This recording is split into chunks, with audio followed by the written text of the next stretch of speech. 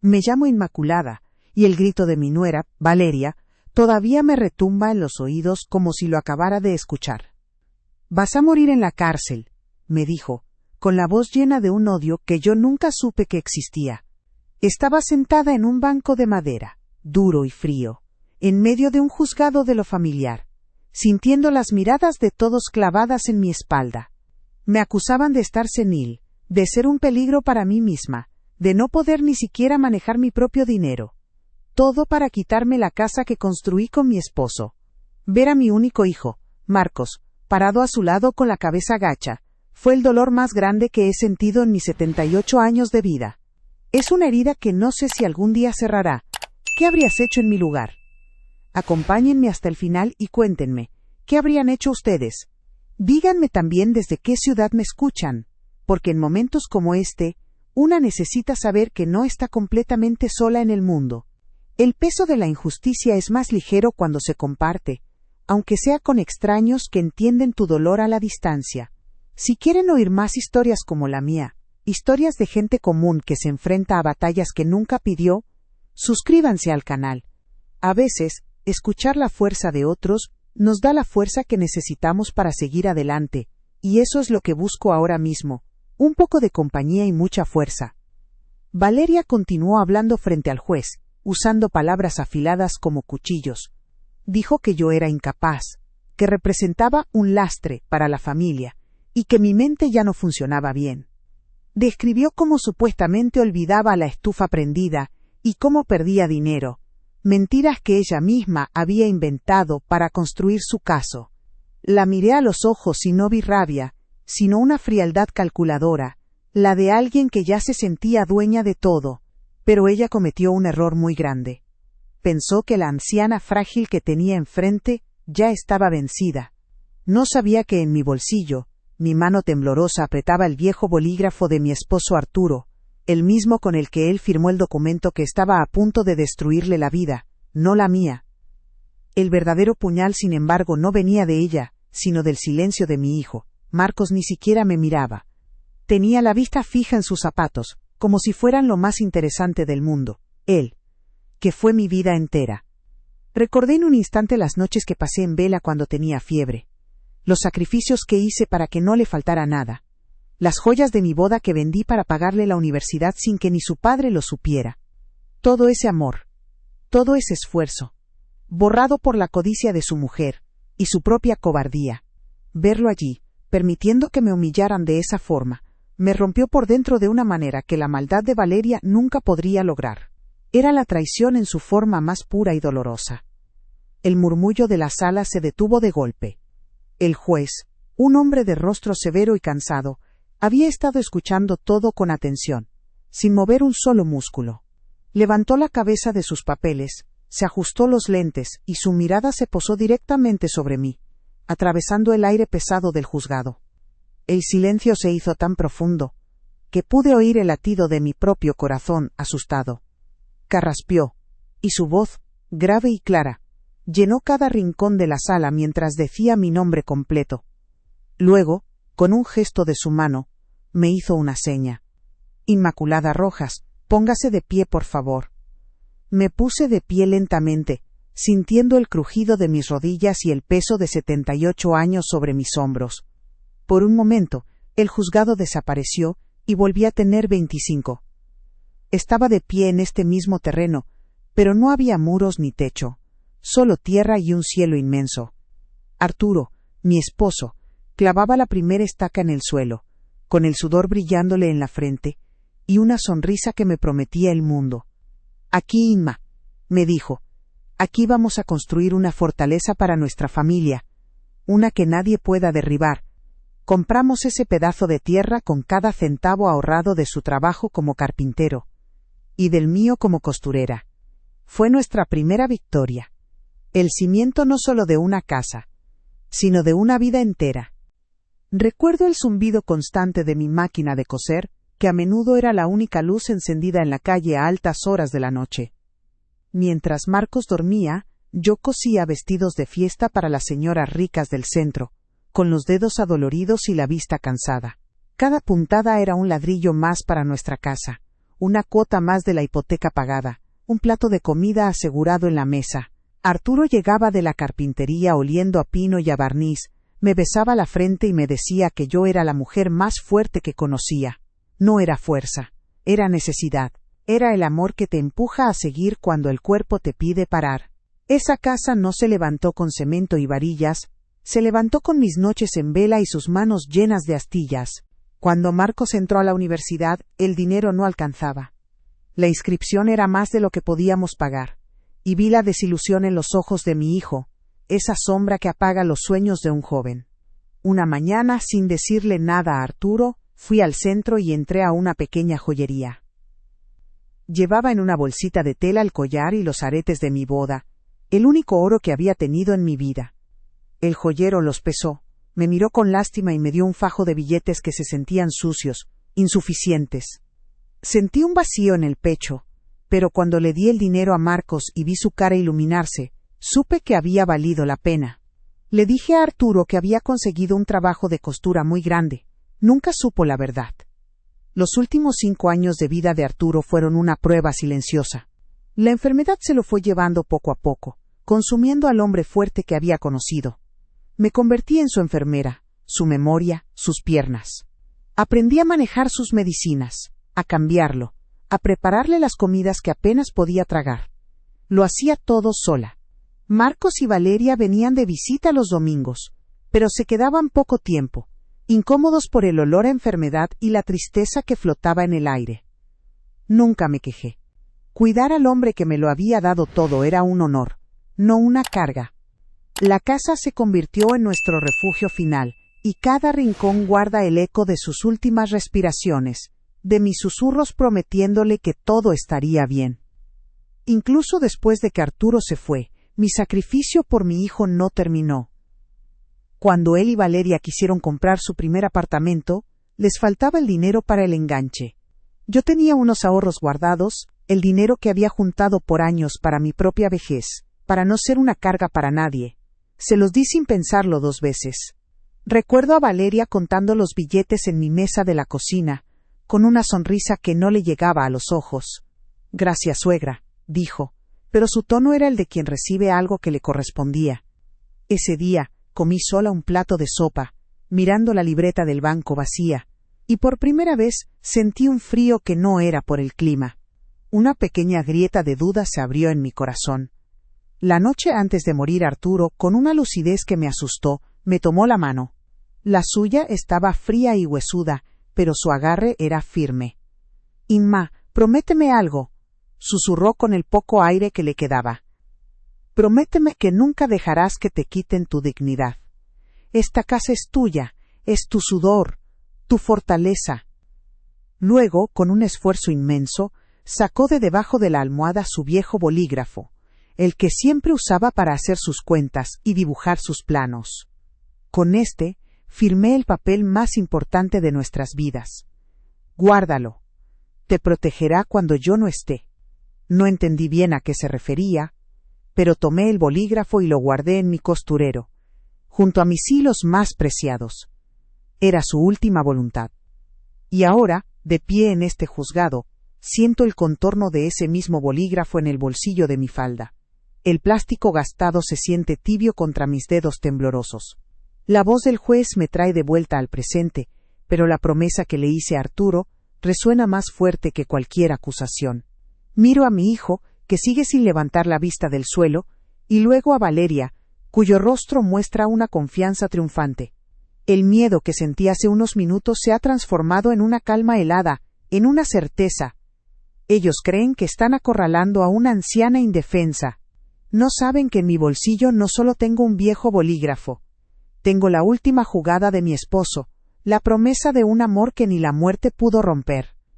El cambio fue lento, como una marea que sube sin que una se dé cuenta hasta que el agua ya le llega a los tobillos. Después de la muerte de Arturo, mi hijo y Valeria comenzaron a venir más seguido. Al principio, pensé que era por preocupación, por no dejarme sola. Pero pronto noté pequeños detalles. Valeria movía los adornos del lugar, diciendo que quería darle un aire más moderno a la casa. Un día, encontré mi viejo costurero, el que siempre había estado junto a mi sillón. arrumbado en un rincón del cuarto de huéspedes. Estorbaba ahí, suegra, me dijo con una sonrisa, que no me calentó el corazón. No era su casa, pero ya estaba marcando su territorio, borrando mis huellas poco a poco, como si mi vida entera fuera un estorbo. Luego vino lo del sillón. El viejo sillón de orejas junto a la ventana era el trono de Arturo. Desde ahí leía el periódico cada mañana. Cuando él faltó, se convirtió en mi refugio. Era mi lugar para coser, para ver la gente pasar, para sentirlo cerca. Un domingo, después de servir el almuerzo, volví a la sala y Valeria estaba sentada en él, con los pies en alto, mirando su teléfono. No me miró, no dijo nada, simplemente lo ocupó. Marcos la vio, me vio a mí de pie sin saber dónde sentarme, y no hizo ningún gesto. Desde ese día, cada vez que venían, ese sillón era de ella. Yo terminaba sentada en una de las sillas duras del comedor, sintiéndome como una visita, una extraña en la casa que había construido con mis propias manos. La humillación de los silencios era peor que cualquier grito. Empezaron a tener conversaciones entre ellos en voz baja cuando yo entraba a la habitación. Si les preguntaba de qué hablaban, la respuesta siempre era la misma. Cosas nuestras, mamá, no te preocupes. Dejé de ser parte de nosotros. Me convertí en un tú separado, alguien a quien se le ocultaban cosas por su propio bien. Me sentía invisible. Hablaban de planes futuros, de vacaciones, de remodelaciones a su apartamento, y a mí no me dirigían la palabra, como si yo fuera un mueble más, uno viejo y polvoriento, que ya no encajaba con la decoración que ellos querían para sus vidas. Esa invisibilidad dolía más que un golpe, porque te quita el lugar en el mundo. Luego vino el control del dinero, disfrazado de amabilidad. Un día, Valeria se ofreció a pagar mis cuentas por internet. Es más fácil para ti, suegra, así no tienes que hacer filas, me dijo, y me pidió mi tarjeta de débito. Se la di, dudando porque Arturo siempre me dijo que fuera desconfiada. Al principio, todo parecía normal. Ella me traía el mandado, pagaba la luz y el agua, pero cuando quise comprarme un estambre nuevo para tejerle un suéter a mi nieta Luna, me dijo que no me preocupara, que ella me lo compraba. Nunca me lo trajo. Empecé a darme cuenta de que ya no tenía acceso a mi propia pensión, al dinero por el que trabajé toda mi vida. Dependía de su generosidad. Una generosidad que venía con condiciones y olvidos convenientes. Es una soledad muy extraña, estar rodeada de tu propia familia y sentirte más sola que nunca. Sentir que tu voz ya no se escucha y que tu presencia incomoda. A veces, por las noches, me pregunto si a otras personas les pasará lo mismo. Cuéntenme, por favor, desde qué ciudad o país me están escuchando. Saber que hay alguien al otro lado, aunque sea muy lejos, me da un poquito de calor en el alma. Necesito saber que no estoy completamente sola en esto, que alguien entiende este frío que se siente cuando los tuyos te dan la espalda sin siquiera darse la vuelta para mirarte.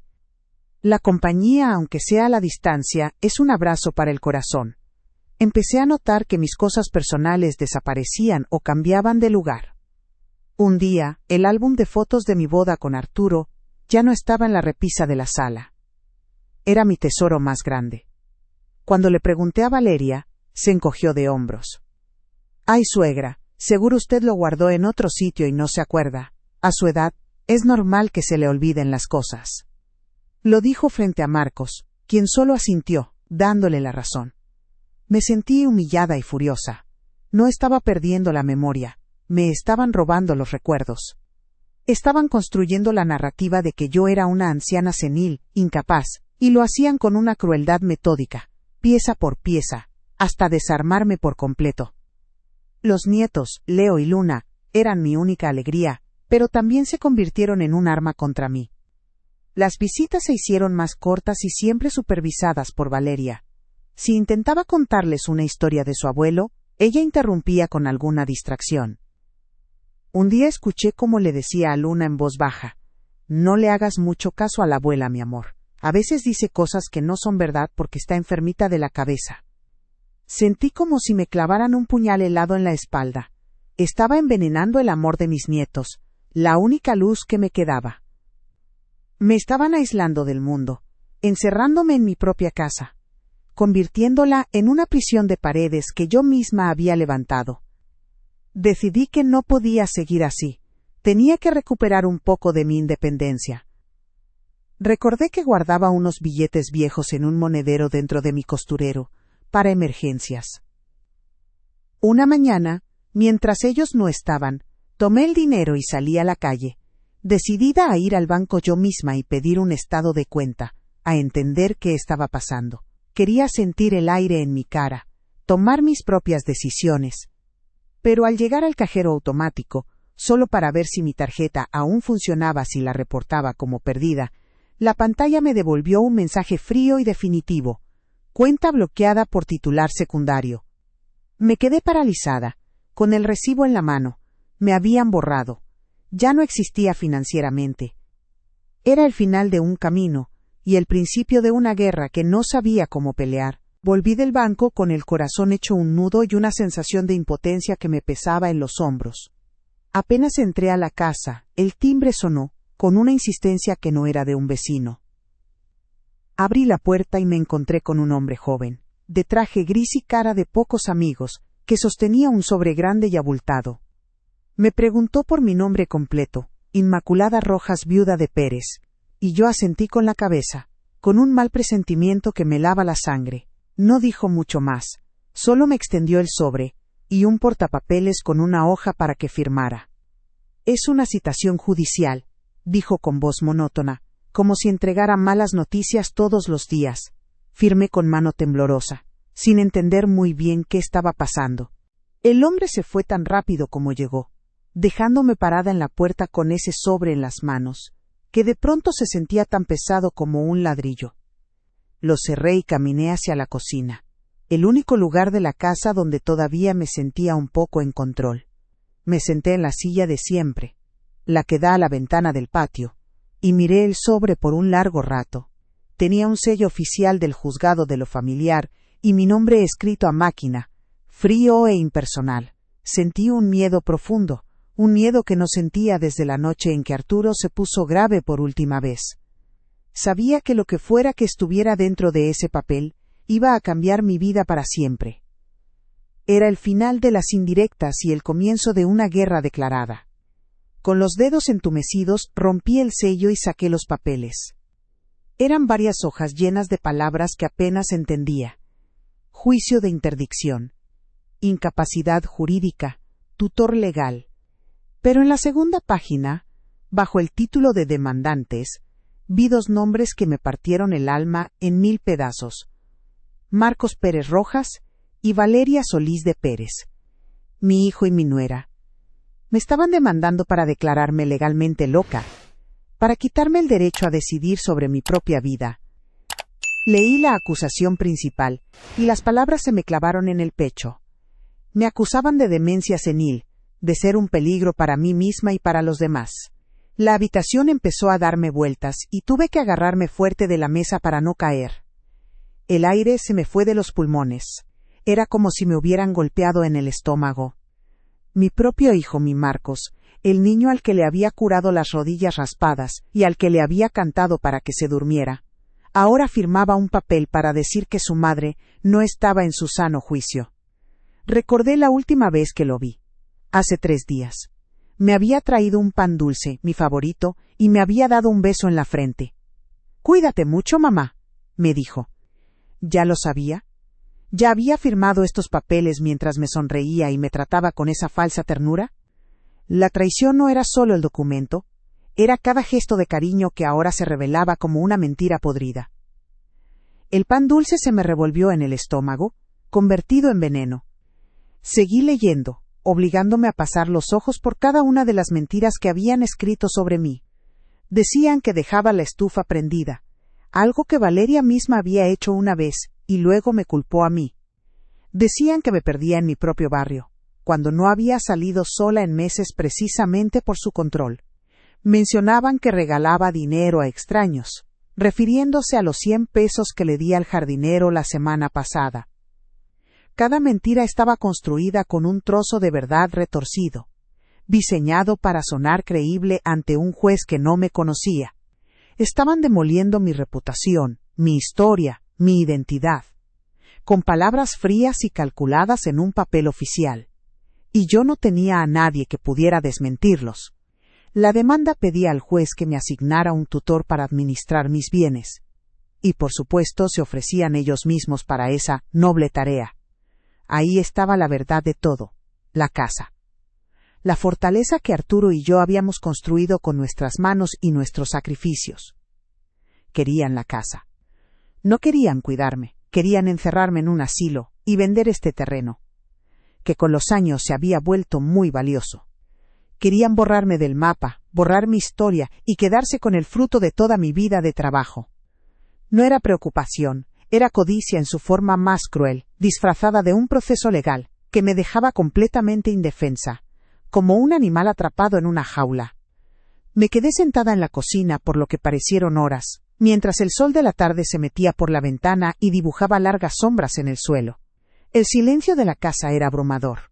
¿A quién podía llamar? ¿A quién podía pedirle ayuda? Mis pocas amigas que aún vivían estaban tan ancianas y frágiles como yo. No tenía dinero para un abogado. Estaba sola, completamente sola contra mi propia familia. La desesperación era una ola gigante que amenazaba con ahogarme. Por un momento, solo por un instante pensé en rendirme. Quizás tenían razón. Quizás ya estaba demasiado vieja y cansada para luchar. El peso de la injusticia era demasiado grande para mis hombros. Pero entonces, algo dentro de mí se reveló. La imagen de Arturo, con su sonrisa cansada pero llena de amor, apareció en mi mente. Me levanté de la silla, con las piernas temblando, y caminé hacia la pequeña repisa de la sala. Ahí estaba nuestra foto de bodas. Él tan joven y fuerte, yo con un vestido que me había cosido yo misma. Tomé el marco entre mis manos y acaricié su rostro con el pulgar, como si pudiera sentir el calor de su piel. El recuerdo de su última promesa, de su último regalo, volvió a mí con una claridad repentina.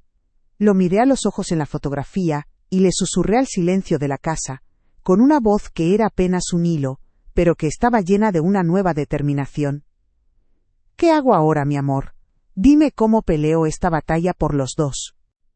La respuesta a mi pregunta silenciosa no llegó como una voz del cielo, sino como un recuerdo tangible. El peso de una pequeña llave de latón que Arturo me había entregado en su lecho de muerte. Para la caja del banco, Inma. Solo si es una emergencia. Esa llave, que había guardado en el fondo de mi costurero, se convirtió en mi única esperanza.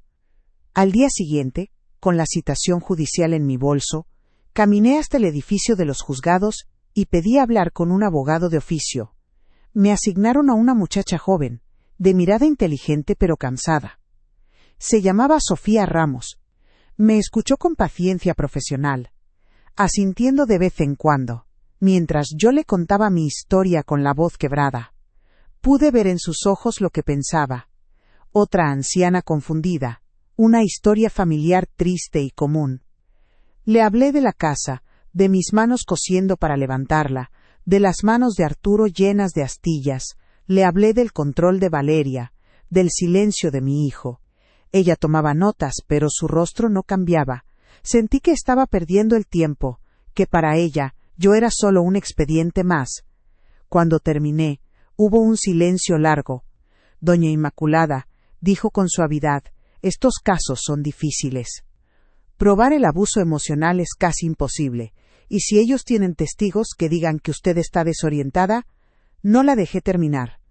Metí la mano en mi bolso, saqué la vieja llave de latón y la puse sobre su escritorio. El pequeño objeto metálico brilló bajo la luz fluorescente de la oficina. Mi esposo me dejó esto. Dijo que era para una emergencia. Creo que ya llegó el momento. La licenciada Sofía miró la llave y luego me miró a mí, y por primera vez vi un destello de genuina curiosidad en sus ojos. Algo cambió en su postura. Se inclinó hacia adelante, tomó la llave y la examinó. ¿Una caja de seguridad?, preguntó, y yo asentí. Nunca la abrí. Arturo dijo que ahí estaba el futuro de nuestra familia, bien protegido. Sofía se quedó pensando un momento, tamborileando los dedos sobre el escritorio. Luego me miró fijamente y su voz ya no sonaba cansada sino decidida. Muy bien, doña Inmaculada. Mañana a primera hora vamos a ir al banco. Necesito que me firme un poder simple para poder acompañarle y revisar cualquier documento legal. Esto podría no ser nada, o podría serlo todo, pero es el único hilo del que podemos tirar ahora mismo. Esa noche casi no dormí. La esperanza es un sentimiento peligroso cuando una ya se ha acostumbrado a la decepción. A la mañana siguiente, la licenciada Sofía pasó por mí en su pequeño auto. Fuimos al Banco Nacional del Centro, el mismo donde Arturo y yo habíamos abierto nuestra primera cuenta de ahorros hacía más de 50 años. El edificio me pareció inmenso y frío. Mis manos sudaban. Un empleado nos guió a una bóveda con una puerta redonda y gruesa, como en las películas. Me pidió mi llave y usó otra que él tenía. Juntos giraron las cerraduras y un sonido metálico pesado resonó en el silencio. Abrió un pequeño compartimento y sacó una caja de metal larga y delgada, cubierta de polvo. Me sentí como si estuviera a punto de profanar una tumba, el último secreto de mi esposo. Nos llevaron a una pequeña habitación privada. El empleado dejó la caja sobre la mesa y se fue, cerrando la puerta detrás de sí. Me quedé mirando la caja, sin atreverme a tocarla. La licenciada Sofía, con una delicadeza que no esperaba, puso su mano sobre la mía. Tranquila, doña Inmaculada, estamos juntas en esto. Su gesto me dio el valor que necesitaba. Respiré hondo y levanté la tapa. Dentro, todo estaba perfectamente ordenado. Encima de todo, un sobre amarillo grande. Lo saqué con manos temblorosas. En la parte de afuera, con la caligrafía elegante y firme de Arturo, estaba escrito mi nombre. Para mi Inmaculada, mi fortaleza. Las lágrimas se me agolparon en los ojos, pero me negué a llorar. Aún no. Dentro del sobre había 2 documentos. El primero era la escritura original de la casa, con nuestros nombres como únicos propietarios. Pero el segundo era un papel más grueso, con sellos y firmas de un notario que no conocía. La licenciada Sofía lo tomó con cuidado y empezó a leerlo en silencio. Yo solo la observaba, intentando descifrar la expresión de su rostro. Al principio fruncía el ceño, como si no entendiera. Luego, sus ojos se abrieron un poco más. Pasó la página y siguió leyendo, cada vez más rápido. Yo sentía el latido de mi corazón en los oídos, un tambor ansioso que marcaba el paso del tiempo. El futuro de mi vida entera estaba contenido en esas hojas de papel que olían a guardado. De repente Sofía levantó la vista del documento y me miró. Su cara ya no era la de una abogada escéptica. Tenía una expresión de asombro, de incredulidad, casi de admiración. Releyó un párrafo en voz baja, moviendo los labios sin emitir sonido, como para asegurarse de que no estaba imaginando las palabras. Vi como una sonrisa lenta, pequeña pero afilada, se dibujaba en sus labios. El miedo que me había acompañado durante meses, esa sensación de ser una hoja a la deriva, comenzó a disiparse. En su lugar sentí una calma extraña, una certeza fría y sólida que se asentaba en el fondo de mi alma.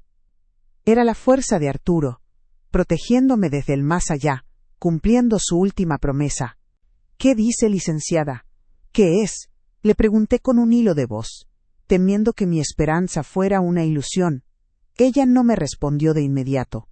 Volvió a leer la cláusula final del documento, esta vez en voz alta, despacio, saboreando cada palabra. Hablaba de una donación condicionada. Explicaba que la propiedad de la casa solo pasaría a nuestro hijo Marcos después de mi fallecimiento, y solo si se cumplía una condición estricta e inquebrantable, que yo hubiera vivido todos mis días en esa casa, atendida y respetada por él y su familia. Cualquier intento de internarme, vender la propiedad o declararme incapaz, anularía la donación de forma automática e irrevocable. El silencio en la pequeña habitación del banco era absoluto. Yo procesaba lentamente el significado de esas palabras. Arturo lo había previsto todo. La ambición de Valeria, la debilidad de mi hijo.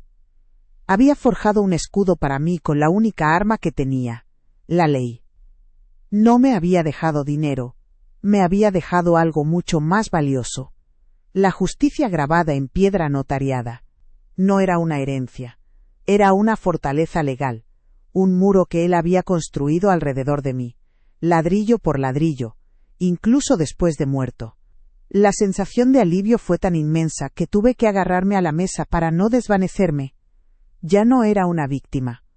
Era la guardiana de la última voluntad de mi esposo.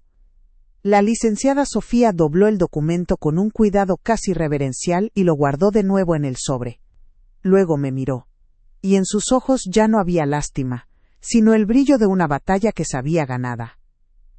El miedo se había ido de mi cuerpo, reemplazado por una serenidad de acero. Apreté el viejo bolígrafo de Arturo en mi bolsillo. Ahora entendía su verdadero valor. Sofía se inclinó sobre la mesa, con la emoción contenida en su voz, y me dijo las palabras que cambiaron el curso de todo.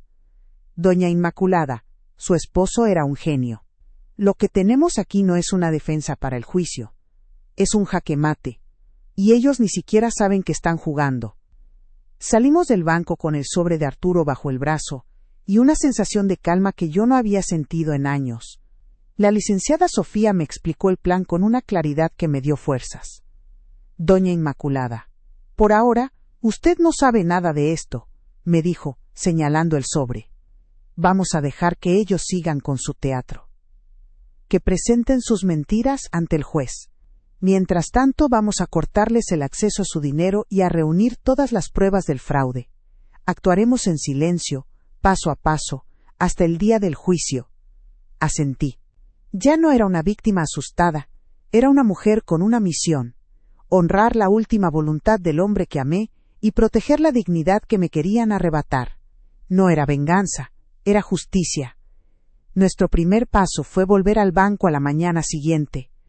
Esta vez, la meta era práctica: cancelar mi tarjeta de débito y solicitar una nueva que solo yo pudiera usar.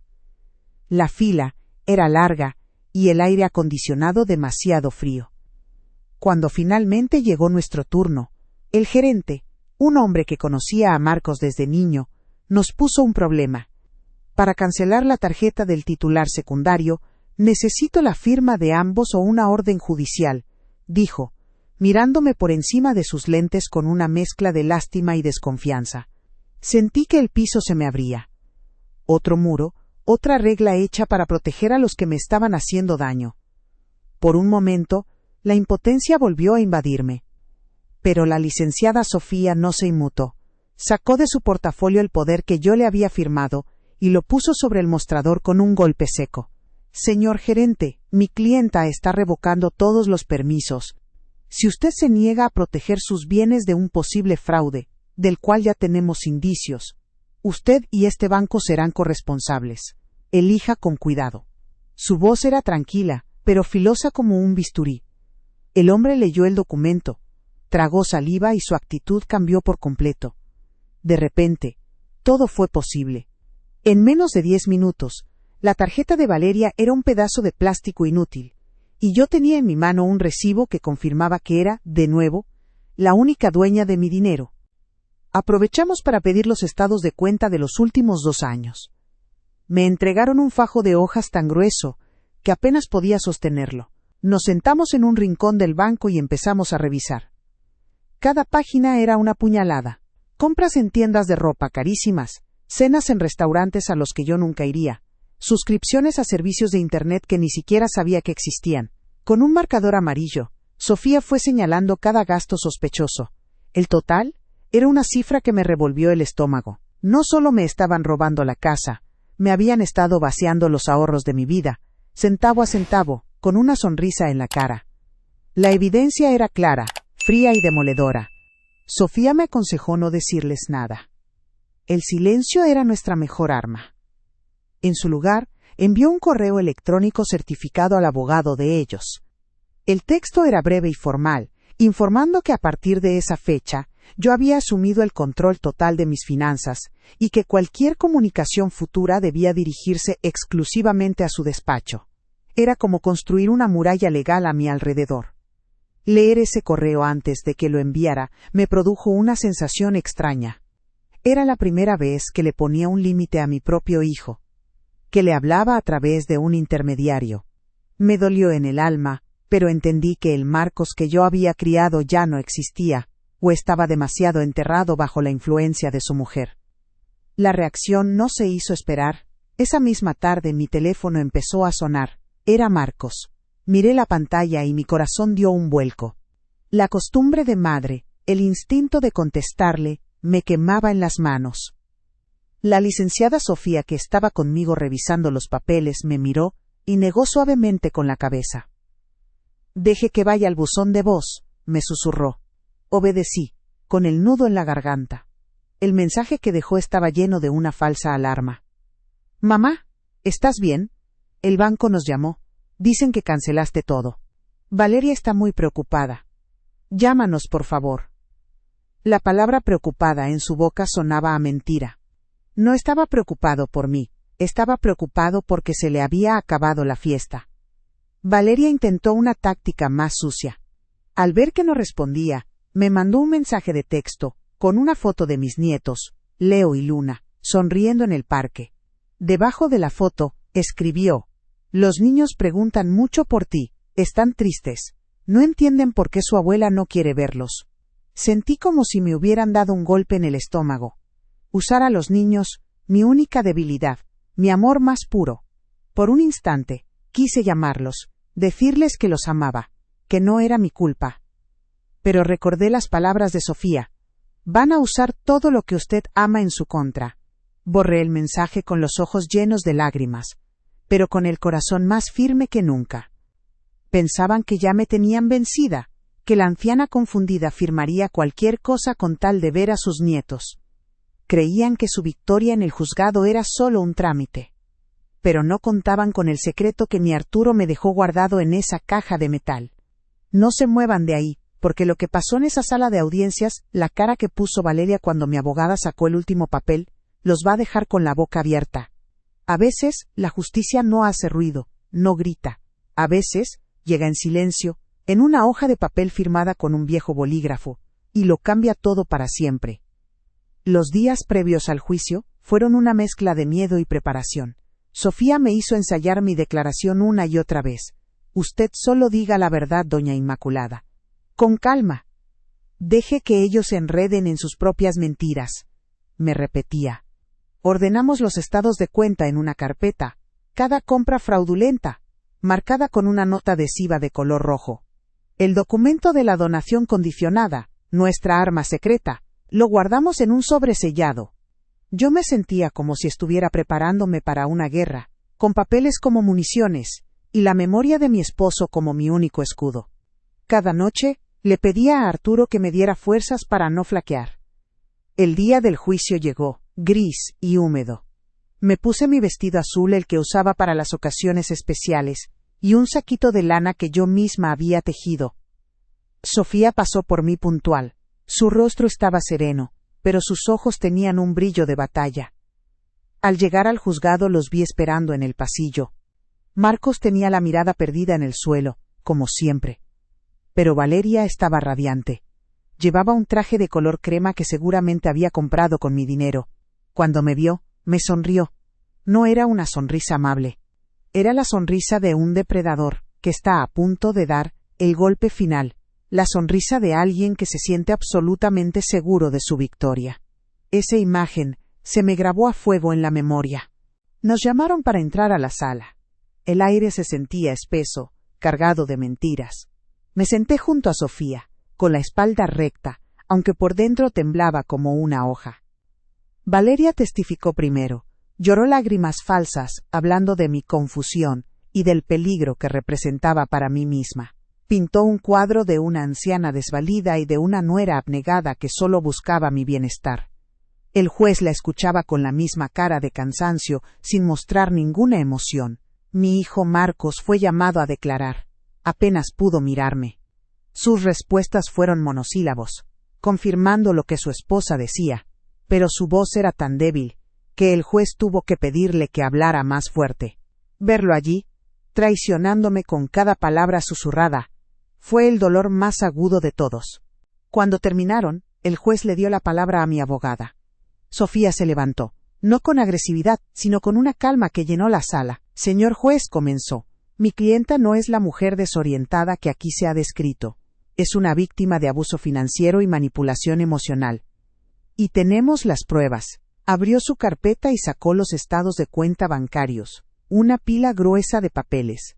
Empezó a leer en voz alta, uno por uno, los gastos que Valeria había hecho con mi tarjeta. Un bolso de diseñador de $700, una cena para 2 en el restaurante más caro de la ciudad, una suscripción a un club de vinos. Con cada gasto que leía, la cara de Valeria iba perdiendo el color. La sonrisa de superioridad se le congeló en los labios, reemplazada por una mueca de incredulidad. Sofía no se detuvo ahí. Presentó los recibos de las transferencias que yo había hecho para el enganche de su apartamento, los testimonios de los vecinos que nunca me habían visto dejar la estufa prendida. Desmontó cada mentira con un hecho, cada acusación con un papel. La narrativa que ellos habían construido con tanto cuidado se derrumbaba como un castillo de naipes. El juez ya no parecía cansado. Ahora estaba inclinado hacia adelante, con los codos sobre el escritorio, siguiendo cada palabra de Sofía con una atención afilada. Miré a mi hijo. Por primera vez en meses, me estaba mirando directamente a los ojos, y lo que vi en ellos fue una mezcla de miedo y una vergüenza tan profunda que me partió el corazón de nuevo, de una forma diferente. Entonces llegó el momento. Sofía hizo una pausa y se dirigió al juez. Y ahora, su señoría, la prueba definitiva que demuestra que este juicio no es más que un intento de fraude. Sacó el sobre amarillo que habíamos recuperado de la caja de seguridad del banco. El silencio en la sala era tan profundo que se podía oír el zumbido de las luces del techo. Sostuvo el sobre en alto por un instante antes de abrirlo. Este es un documento notariado, una donación condicionada, firmado por el difunto esposo de mi clienta, el señor Arturo Pérez. El nombre de mi esposo, dicho en voz alta en ese lugar, me dio una fuerza que no sabía que tenía. Sentí su presencia a mi lado, como una mano cálida en mi hombro. Sofía leyó la cláusula principal con voz clara y firme, para que cada palabra resonara en las paredes de madera. La propiedad ubicada en la calle de los Fresnos número 42 pasará a ser propiedad de mi hijo Marcos Pérez Rojas, únicamente tras el fallecimiento de mi esposa Inmaculada Rojas, y bajo la condición indispensable de que ella haya residido en dicho hogar hasta el último de sus días, recibiendo de él y su familia el cuidado, respeto y compañía debidos. Hizo una pausa dramática y continuó. Cualquier intento de internarla, declararla incapaz, vender o enajenar la propiedad en vida de ella, anulará de forma inmediata e irrevocable esta donación, pasando la totalidad del bien a la Fundación para Niños Huérfanos El Refugio. O por. El rostro de Valeria se transformó. La incredulidad dio paso a la furia y luego al pánico más absoluto. Su boca se abrió y se cerró varias veces, pero no salió ningún sonido. Se había quedado sin palabras, sin aire, sin futuro. Mi hijo Marcos se llevó una mano a la cara, como si le hubieran dado una bofetada. El plan perfecto de su esposa, el plan por el que había sacrificado a su propia madre, se había hecho polvo en menos de un minuto. El juez pidió ver el documento. Sofía se lo entregó. Lo leyó en silencio, asintiendo lentamente. Luego, levantó la vista, me miró a mí por un largo segundo, y después, clavó sus ojos en Valeria con una frialdad que helaba la sangre.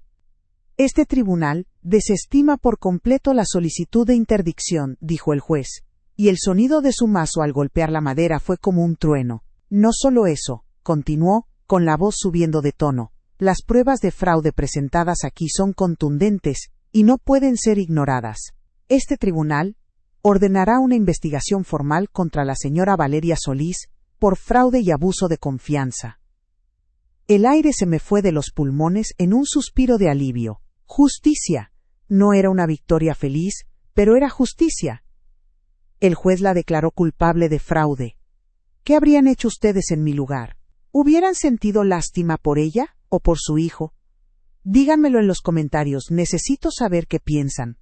El juez hizo una seña a los 2 oficiales que estaban en la puerta. Procedan, dijo simplemente. Valeria se puso de pie de un salto, ahora sí gritando. No pueden hacerme esto. Marcos, di algo. Pero mi hijo estaba paralizado. pálido como un fantasma, incapaz de moverse o hablar. Yo me quedé sentada, quieta, sintiendo el contorno del viejo bolígrafo de Arturo en mi bolsillo. No sentí alegría, solo un vacío inmenso y una paz extraña. Mientras los oficiales se acercaban a ella, con pasos firmes y lentos, escuché que las puertas dobles al fondo de la sala se abrían con un chirrido. Una nueva etapa, llena de consecuencias, estaba a punto de comenzar. Salí del juzgado sin mirar atrás. No esperé a mi hijo.